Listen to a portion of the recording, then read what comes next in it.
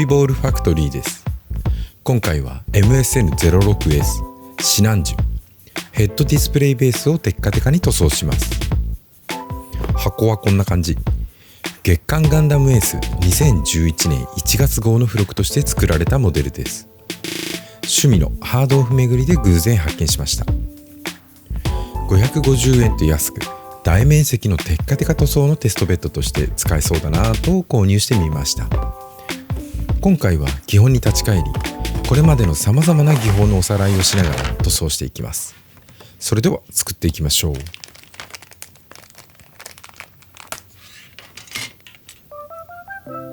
ゲートカットでメインとして使っているニッパーは3ピークスの MK02 プロプラスチックニッパーです。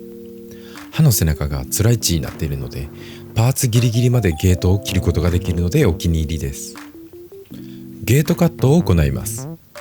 まずパーツから離れた部分を切り、少しずつゲートをスライスするようにカットしています。こうすることでゲートカットの際にニッパーからパーツにかかる圧力を減らしてえぐれなどを防止しています。付録モデルですが、首の回転に合わせて物合いが左右に大きく動くギミックがついています。もろもろ組み立てて完成。あっという間ですね。かっこいいんだけど、バイザーでほとんど前が見えてないんじゃないかな。これ物合いが全然見えませんね。シナンジの特徴としてこのエングレービングがあります。塗るのが大変そう。どうしようかなこれ。兜が左右からの挟み込み式なので、バイザーと後頭部の中心に合わせ目が出ます。これは合わせ目印した方がいいですね。首が結構よく動きます。固定モデルでもいいと思うんですが、妙なこだわりを感じますね。イケメン。これは光沢映えしそうな予感。それではバラして表面処理を行っていきます。分解するときによく使う道具です。こちらはウェーブのパーツオープナー。まるで武器ですね。持ち歩いてたら捕まりそうです。それとタミヤの朝食スティックですね。朝食スティックの方をメインに使っています。細い隙間に差し込んでテコの原理でパーツを分解します。細い工具なのでパーツの奥深くまで入り込めるので、パーツの表面ではなくピンに近いところに力をかけて傷をつけずにパーツを分解することができます。このように簡単ですね。顔のパーツを後はめできないかと思案中。このバルカンが邪魔なようです。切り取った方が良さそうですね。削りカスが舞わないように濡らした紙布巾を敷いています。ニトリや100円ショップなどで購入したものですが、なぜかどれも中身は一緒という不思議。エッチングソーでパーツを切っていきます。時間はかかりますが綺麗な切断面になるのでエッチングソーを使っています。エッチングソーが入らないところは筋彫り用のタガネで少しずつ切って、ある程度切れたところで折って完了。切り取ったパーツを組み付けてちゃんと後はめ加工ができたか確認。大丈夫そうですね。スポンジに水を含ませて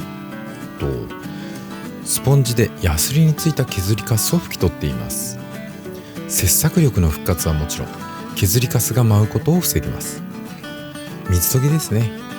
下村アレックのシャインブレード6はステンレス製で水研ぎでも安心。400番と1000番相当のヤスリがついています。ゲート処理には1000番だけで十分かなと思います。直線部分はシャインブレード6でヤスリがけ。こういう目立たない縁部分ならこれだけで十分。逆ある部分はぐるぐるバー細めでゲートを削ってこれで完成。合わせ目処理を行います。兜の前後に合わせ目が出てますね。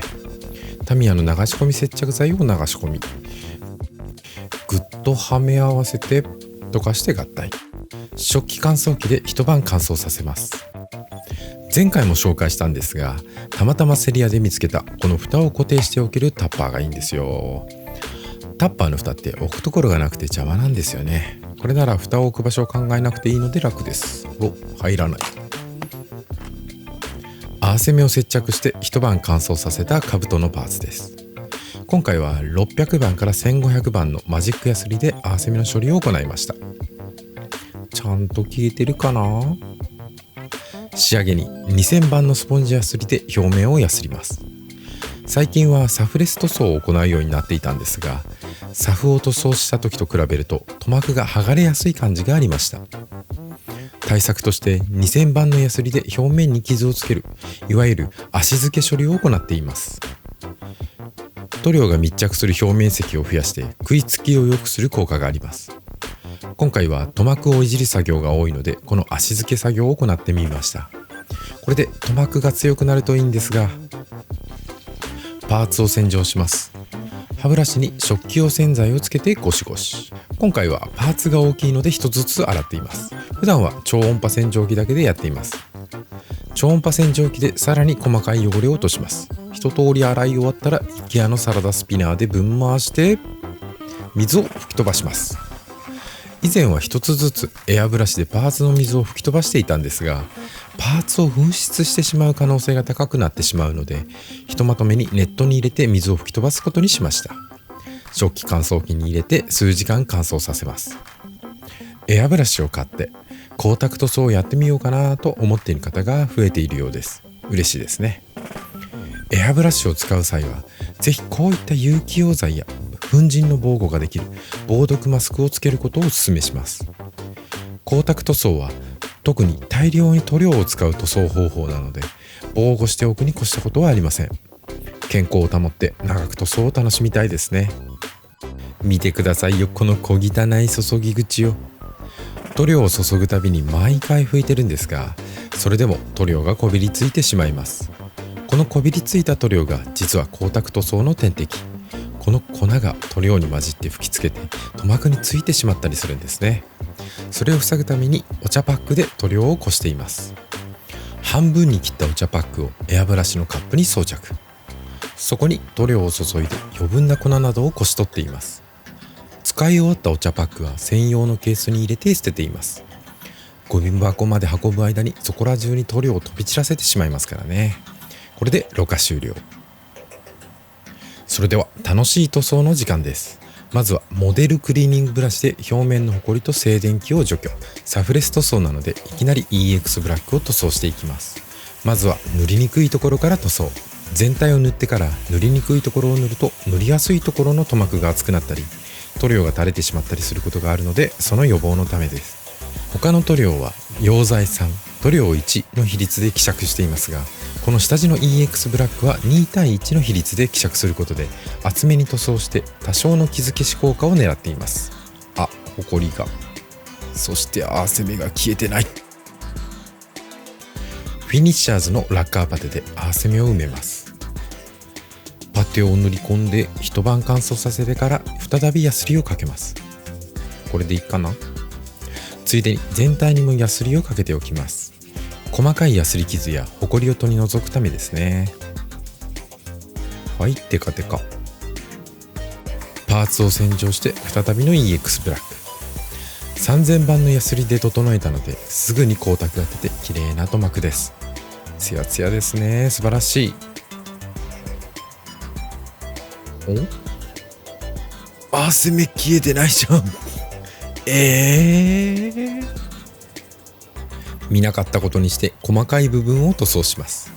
物合いの基部をスターブライトシルバー、首の動力パイプをパールシルバー、メカ部分をお気に入りメタルカラーアイアン、物合いを蛍光グリーン、さらにプリズムパープルグリーンでマルチコート風表現、そして EX クリアでトップコート。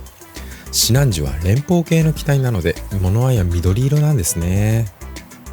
それでは主題の本体外装の塗装に戻ります。GX メタルレッドでキャンディー塗装の1層目を塗装します。通常キャンディー塗装は黒下地の上にシルバーを塗装して、その上からクリアカラーを塗装するんですが、それなら最初から色付きのメタリック塗料を使えばいいんじゃねという発想のもと、 GX メタルレッドを下地に塗装してみたところ、シルバー塗装した後にクリアレッドを塗装したものとほとんど変わらない表現ができました。塗装工程が一つ減るだけでホコリが入ったり、失敗したりする可能性が激減するので、今後もこの方法は利用していきたいと思っています。キャンディー塗装の主役クリアレッドを塗装します。そういえば紹介していなかったんですが、よく使う塗料はハイキューパーツの DP ボトル JP に入れています。光沢塗装は大量の塗料を使用するので、塗装の途中に何度も塗料を継ぎ足しすることが多く、その手間を少しでも減らせるよう片手で使えるドロップボトルを使っています。それでは塗装していきます。塗りにくいところから塗装を始めます。下地塗装の時と同様に塗りムラを防ぐためです。特にクリアカラーの塗装では塗りムラがバレやすいので注意して塗装していきます。奥まったところを一通り塗ってから全体にクリア塗装を行います。塗料のたまりなど作らないようにエアーツや塗料の突出量を少し減らして塗装しています。一度で狙った色を出そうとたっぷり塗ってしまうと垂れてしまうので、一通り全体を軽く塗ったら一旦乾燥させます。 EX クリアでクリアコートを行います。はい、めっちゃ綺麗な酒焼き。クリアレッドを3回重ねました。好みの色になるまで色を重ねるの楽しいですね。塗膜の保護とこの上に貼るデカールへの色の染み出しを防ぐためにクリアコートを行っています。クリアカラーに直接デカールを貼るとクリアカラーの色がデカールに移ってしまうことがあります。特にデカールを貼った後にクリアコートを行うと、その溶剤分でクリアカラーの層が溶けるのがデカールへの色移りが起こりやすいと思います。おっと、ホコリが糸くずのようなホコリで塗膜から飛び出しているようなものならすぐに取ってしまえばほとんど影響は残りません。さらにクリアコートを重ねます。すぐに終わっているように見えますが、乾燥時間を何度も挟んでいるので実は丸1日以上かかっています。テカテカやね。デカールを貼っていきます。こちらはデカール用ピンセット。ピンセットなんてどれも一緒でしょと思っていたんですが、専用品は使い勝手がいいんですよ。そしてオルファのアートナイフ。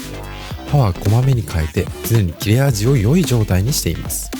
で、サクッとデカールを切って水を含ませたスポンジの上に置きます。ちょうどいい感じにデカールの糊を溶かしたままにしてくれるので、これマジでおすすめです。デカールを貼るところにデカール糊を点付けしてデカールを乗せて水分を拭き取って完成。ピンボケで残念。賢明な視聴者の皆様はお気づきでしょうが、攻めをごまかすためにデカールを貼っております。そのデカールを保護するクリアコートを行います。まずはデカールの上だけにクリアを塗装します。バルバトスの時にやった手法ですね。デカールと本体の光沢の差を埋めるためにクリアコートを行うんですが、光沢を出そうとドバッとデカールの上に塗装してしまうと、デカールが溶剤を吸ってデカールが溶けたり膨らんだりしてしまうので、すぐ乾く量だけを塗装しています。乾燥を挟んで何度かデカールをクリアコートしてから全体をたっぷりクリアコートしていきます。こうすることでデカールへの攻撃を最小にしつつ、デカール周りのクリアが厚くなるので、研ぎ出しを行う時にデカールと塗膜の段差を解消しやすくなります。クリアコートを繰り返してさらに光沢を出していきます。たっぷり塗ってますね。これ何回塗ったんだっけ。光沢に満足できるまで塗っているだけなので全然把握してないんですよね。乾燥を挟んでいるのでめちゃくちゃ時間かかってるはずなんですが、まだ塗るの？終わったようです。デカールと塗膜の段差を解消するため中研ぎを行っていきます。まずは2000番からデカールの段差を中心にヤスリがけ。お次は3000番。エッジなどで下地を出さないように注意して優しくヤスリをかけます。全体が艶消しになったらとりあえず完了。これまではここからクリアコートをしていたんですが、今回はコンパウンドを使って研ぎ出しをやってみます。コンパウンドは光沢塗装を始めた頃に当然使ってみたんですが、どうにもうまくいかず艶消しになるばかりでした。苦肉の策として中研ぎをしてからクリアコートをして光沢を出すという手法に落ち着いていました。しかしクリアコートを繰り返すと塗膜が厚くなりディティールも失われてしまいますし、クリアコートの回数が増えると失敗の確率も高くなるので、自分に合うコンパウンドはないかなと思っていたところ、僕の敬愛する地球堂チャンネルさんでショーアップのコンパウンドが紹介されていて使ってみることにしました。今使っているのはスーパーカットコンパウンドポリッシュですね。コンパウンドはものすごく小さい研磨剤の粉を扱いやすいように練り物に混ぜてパーツにこすりつけることで表面を研磨するものです。おっと、だいたい磨き終わったようですが、なんじゃこりゃ。これめっちゃテカテカじゃないですか。何これ。こんな簡単に光沢出ていいものなの？すごくエッジがはっきりした反射が出てますね。今までやってきたのは一体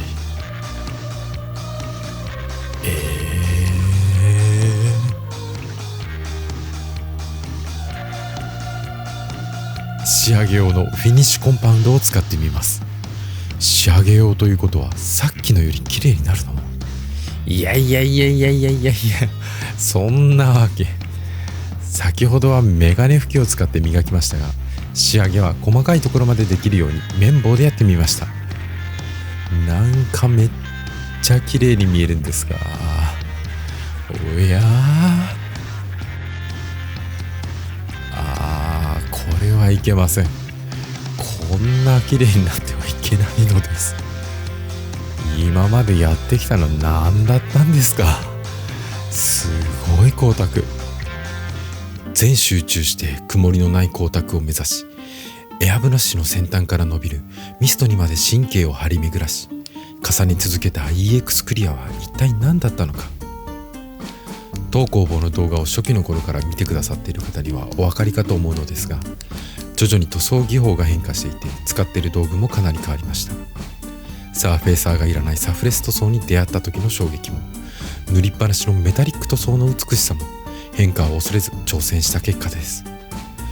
何度も塗り重ねた EX クリアが無駄だったなんてことはきっとないはず。それは次の技法へのステップとして確かに必要なものだったのです。理想の光沢をいかに最小の手間で得られるか、今後も研究を続けていきたい所存であります。 EX クリアよ、永遠なれ。コンパウンドの威力に感動していたらいつの間にかマスキングも首周りのパールシルバー塗装も終了。さらに首周りをマスキングして EX ブラックを塗装、スターブライトゴールドでエングレービングを金色に塗装。いやー、コンパウンドすごかったですね。足付け塗装やデカール後のクリアコートを多めにしていたのはコンパウンドでの研ぎ出しをやるためだったんですが、バッチリ効いてくれたようです。それでは水性アクリル塗料のアクリジョンのブラックを塗装します。金塗装の上にそのまま塗装してしまいます。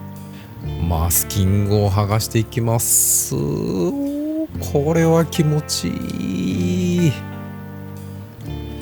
マスキングは苦手なんですがうまくいったようです。バッチリですね。水性アクリル塗料で部分塗装を行います。部分塗装を行う際はカッティングマットの汚れ防止のためクリアファイルを下敷きにしています。好きなステッカーなど入れると気分が上がりますね。アクリジョンの小鉄色で物合いの周りを塗装します。一気に塗ろうとせず何度かに分けて塗装するとムラなく仕上がりやすいです。これで良さそうですね。マジックリンでエングレービングの拭き取りを行います。水性アクリル塗料はマジックリンなどのアルカリ性の洗剤で溶かすことができます。ラッカー塗料もアクリル樹脂なので溶けるんじゃないかなと思うんですが、先に水性アクリル塗料の方が溶けてしまうようであまりダメージはないようです。フィニッシュマスターにマジックリンをつけてこすって塗装を落としていきます。今回ちょっと厚く塗りすぎてしまったせいかなかなか落ちなくて苦労しました。ようやく半分。マジックリンで水性アクリル塗料を溶かして落とすというこの技法はやり直しに非常に手間のかかる光沢塗装には福音でした。細かい部分の塗り分けの失敗で台無しになるのが怖くて、以前はマスターグレードなど塗り分けの必要がないキットを選んでいましたが、この技法のおかげで失敗してもやり直しが簡単になったので躊躇する必要がなくなりました。できるまでやればできるという精神で塗装を始めたんですが、それがかなり手軽に実現できるようになって身軽になった気分です。エナメル塗料だとパーツが割れたりする心配もあるので比較的安全な方法かなと思います。これでほぼ完璧に拭き取りできたんじゃないでしょうか。フフィニッシュマスターを3本も使ったのでコスパ的にちょっと辛いですが綺麗にできました。完璧。それでは組み立てます。